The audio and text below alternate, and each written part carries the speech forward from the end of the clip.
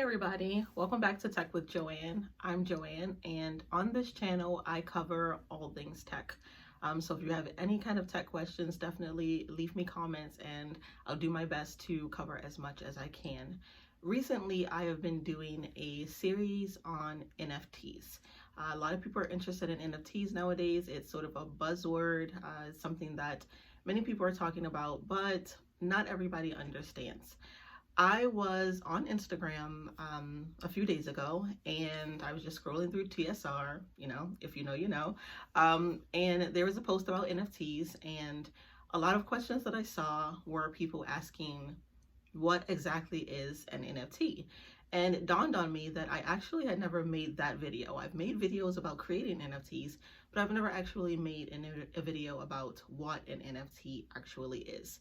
So that's what we're going to be doing today. I'm going to be breaking down exactly what an NFT is, and I'm going to do my best to break it down as plainly as possible. Try not to get too techy so that you guys understand what it is, what I'm talking about. For those of you who have absolutely no clue, this video is for you, so I'll try to be as clear and concise as possible. So what is an NFT exactly? An NFT stands for Non-Fungible Token. That does not explain anything. The name NFT and Non-Fungible Token probably means absolutely nothing to you. So let's break it down by the words non-fungible and then token. Okay, so let's cover non-fungible first. In order to cover non-fungible, we have to break that down even more, and we have to cover what exactly is something that is fungible to make it reverse and, the opposite of that, which would be non-fungible. Okay, so something that is fungible is something that is duplicated, something that is replicated, not only in the appearance, but also in the value. So if I had a $1 bill, and you had a $1 bill, these are fungible assets. A $1 bill is something that is always going to be worth $1. So if I have it and you have it, we have the exact same thing. And even through the years, the visuals of the $1 bill have changed. You can find one from like 1975 versus one that may have been printed recently, and the art on it may be a little bit different, but essentially it's still just worth $1. It's still a $1 bill. So no matter what it looks like on the outside and the minor changes that they've done, we still have the exact same thing.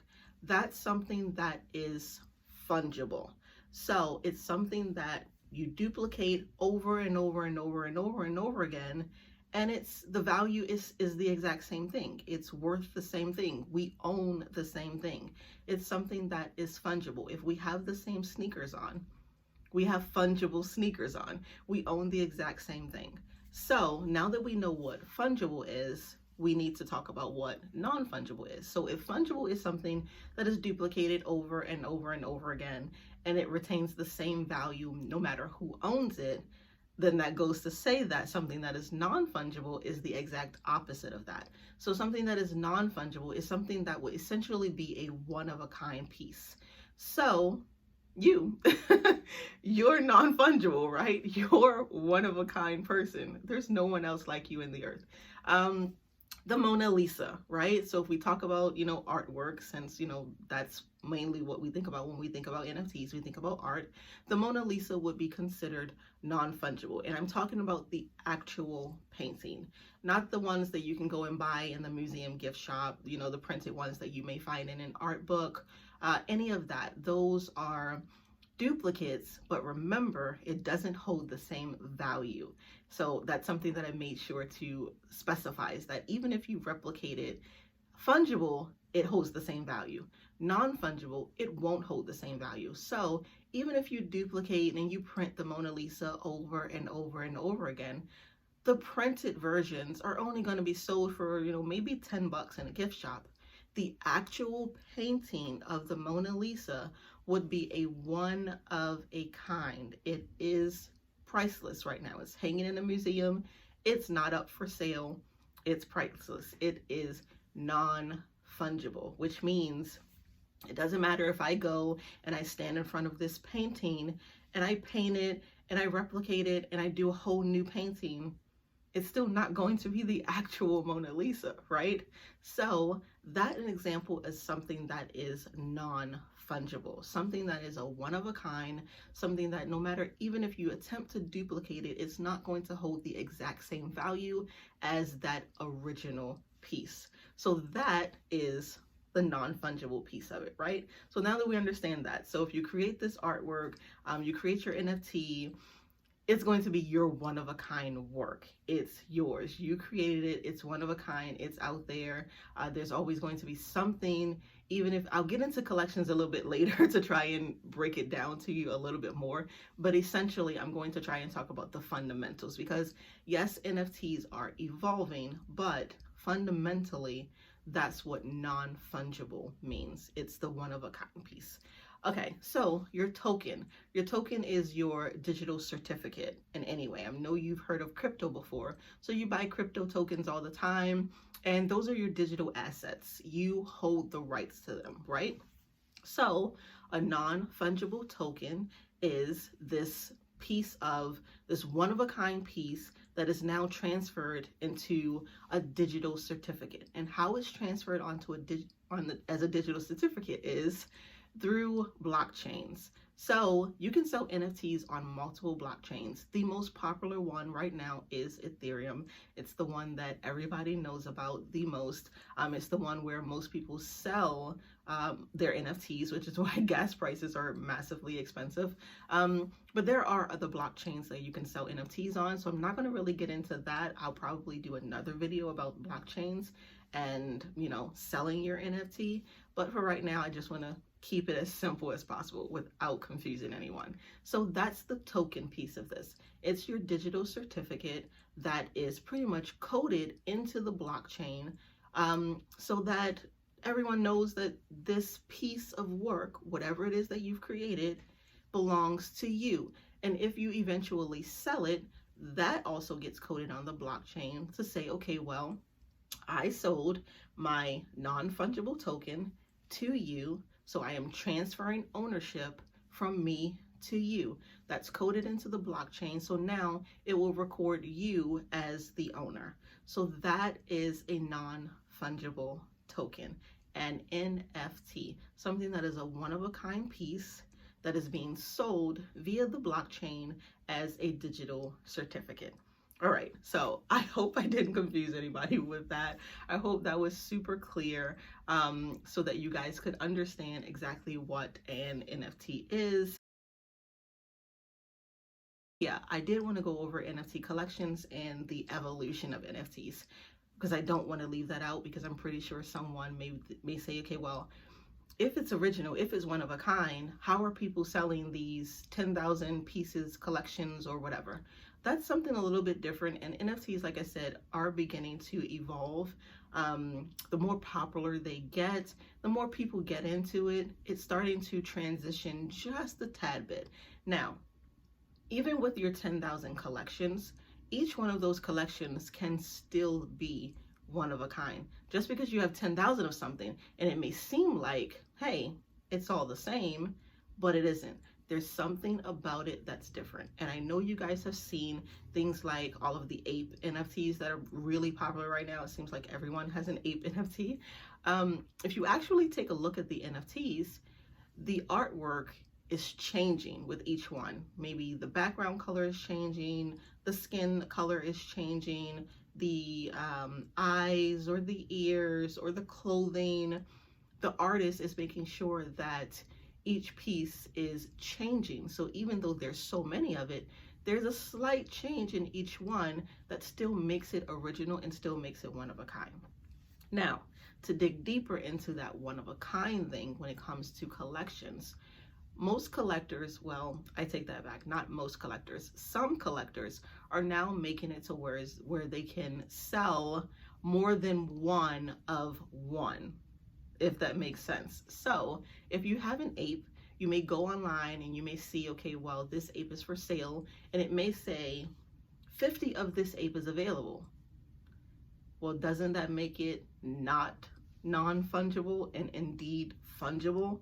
Because if now I'm one and 49 other people can own the exact same ape as me, I no longer have an original. That's kind of the discussion that's going on right now with NFTs is it still an NFT by definition of non-fungible if I own it and you own it? Again, I'm not really going to get too deep into that because I don't want to confuse anyone. Technically, it is still considered an NFT. Like I said, NFTs are beginning to evolve and what they are. Now, the original definition still holds true. It's still a one-of-a-kind piece, but I know some collectors are making it so that multiple people can purchase one piece, which does play around with the term non-fungible, but essentially it's still an NFT. You still get to own that one. Why? Because you may own ape number 3,650 and someone else may be able to purchase, the same copy, but essentially this piece is still a token. It's still a digital certificate that's being signed on the blockchain, and it still belongs to you. So you still have an NFT, you are still the owner, and it still holds value.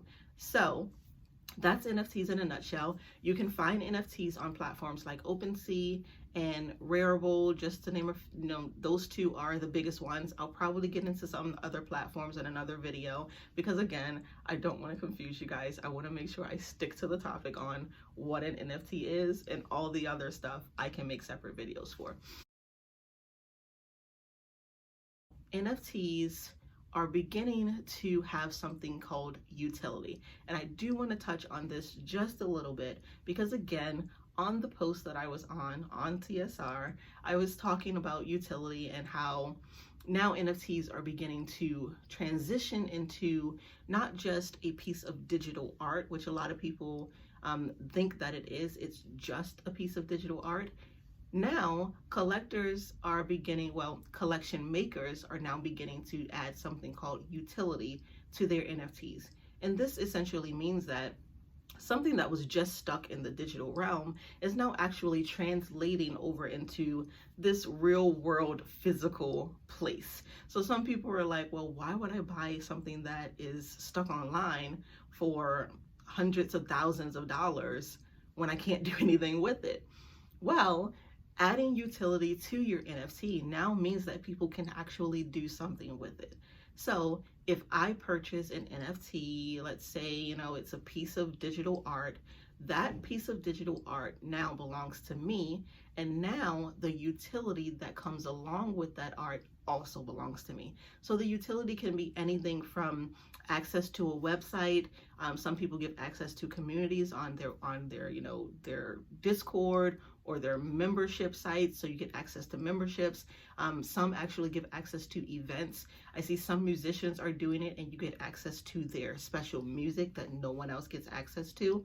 So essentially, that's what utility is. It's you purchase the NFT, and you get access to all the background stuff that actually comes along with that NFT. So now it's actually making the NFT worth more. The way that I explained it on this post to someone else was that, okay, if you purchase a concert ticket, you actually get to go to the concert because you have the ticket. The ticket is just the thing, but the utility is the actual concert. If someone were to take a picture of your ticket, they have a picture of it, but they can't actually go to the concert. You own the rights to the ticket and the utility. So that's essentially what the utility is. It's something that goes along with the digital art, and it makes the NFT more fun. It makes the NFT more valuable. And it makes the NFT, more popular as well. A lot of the most popular collections nowadays, they have really great utilities connected to their NFT projects. So That's another thing about NFTs that a lot of people might not understand, is that it's not just something that lives online, it's now something that lives online. And if you have utility that goes along with it, you get other things along with that NFT. All right, so again, I didn't want to make this video this long, but I hope I explained what an NFT is as best as I could without confusing you, without, overloading you with too much information, and actually giving you as much as you need to now dig a little bit deeper. I do have more videos that shows you about creating your NFTs and uploading them on platforms like OpenSea and Rarible and things like that. And I do have a lot more videos coming about NFTs, since this is such a popular topic and a lot of people have a ton of questions. I do want to make sure I try and cover them all. So if there's something that I didn't cover, make sure you put it in the comment section. I would do my best to answer everyone's questions so that you guys understand better what an NFT is and how you may be able to get involved in, creating NFTs or even buying NFTs. So definitely go ahead and leave a comment. I'll answer your questions. Remember to like and subscribe and comment on this video. Definitely subscribe to my channel. I would do my best to bring you more tech information, more tech videos, and I won't just be covering NFTs. I will be getting into other tech areas as well. So definitely show your support by liking this video and subscribing to my channel, and I'll see you guys in the next one. Bye guys.